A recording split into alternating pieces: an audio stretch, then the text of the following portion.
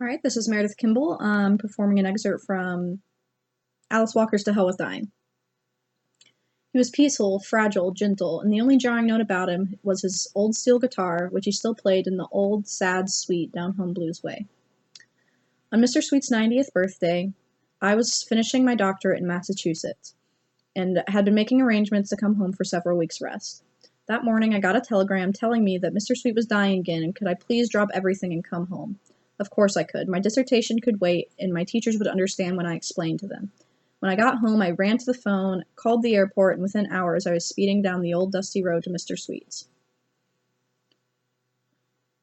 The house was more dilapidated than when I was last there. Barely a shack, but it was overgrown with yellow roses which my family had planted many years ago.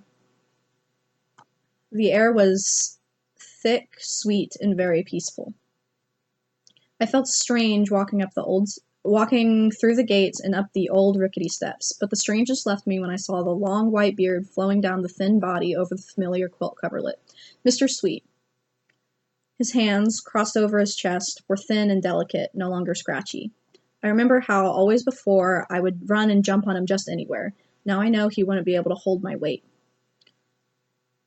I looked around at my parents and was surprised to see that they too looked old and frail.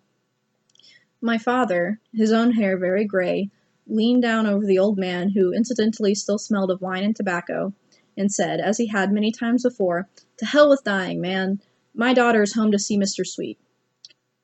My brother couldn't be there, as he was in the war in Asia. I leaned down over the...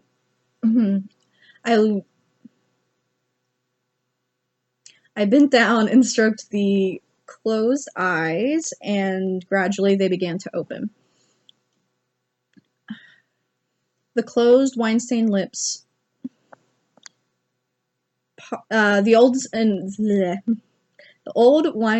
closed, wine-stained lips twitched a little and parted into a warm, slightly embarrassed smile. Mr. Sweet could see me, and he recognized me, and his eyes looked very spry and twinkly for a moment. I put my head down on the pillow next to his, and we stared at each other for a long time.